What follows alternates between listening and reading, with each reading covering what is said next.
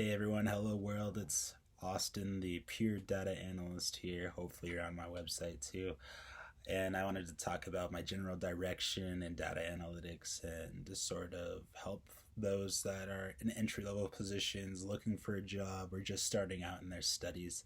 And I think that I can send people off in a very good direction with whatever information they can attain from these videos. But I wanted to start off and talk a lot about data analytics and money.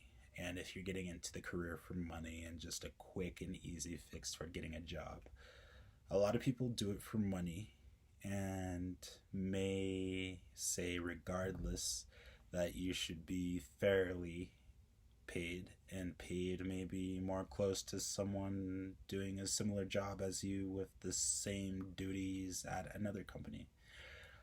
I have asked for a lot less before, um, because I don't think I may have completely understood what the job is like. I've made mistakes in this. It may not even be that big of a mistake. Data analytics is something that makes me happy, and it is a hobby. Who wouldn't want to do what they want to do all day long in a full time job?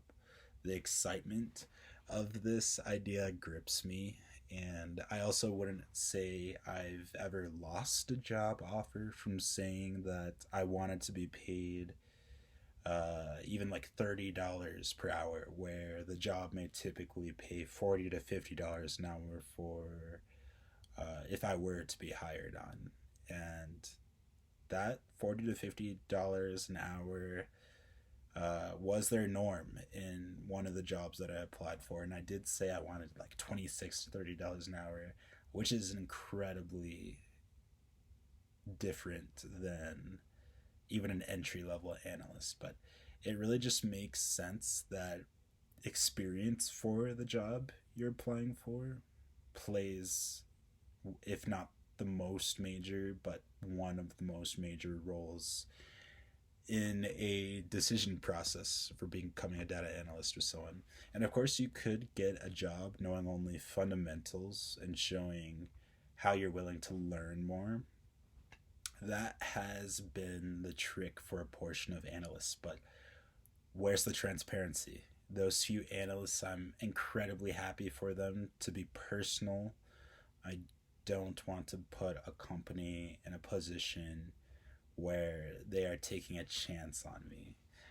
And I just don't like the extra fluff. I don't like the extra anxiety that I could get from not working myself up to progress that my future employer may frown upon if I maybe just like go through the course too slow or something happens. I'm not sure what could happen, but there's so many variables.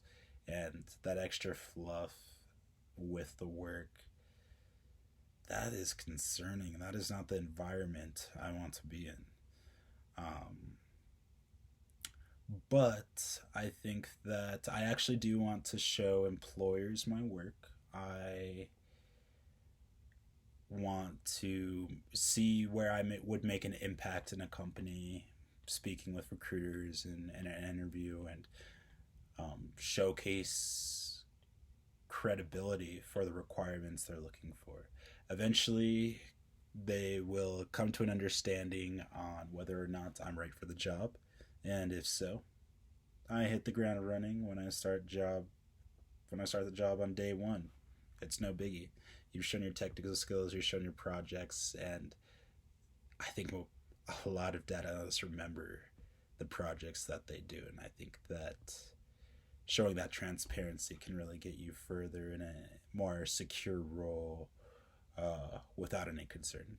And you aren't worried about yourself because imposter syndrome is not attacking you every minute of the day, every second of the day. But I personally have been contacted several times about one recruiter per week, actually, ever since I remodeled my LinkedIn.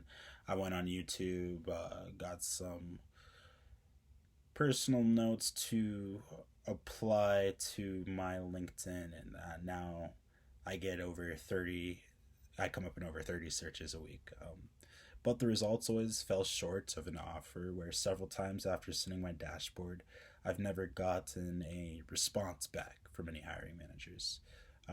After consistently not getting an offer, had to take a step back, breathe, and think about how valuable actual experience and more projects would be in my job hunt. So I started thinking about getting into more volunteer work with organizations like DataKind. You can see a certificate of a DataKind event that I attended just start of December actually, and we were studying and taking data and figuring things out about food shortages around the world.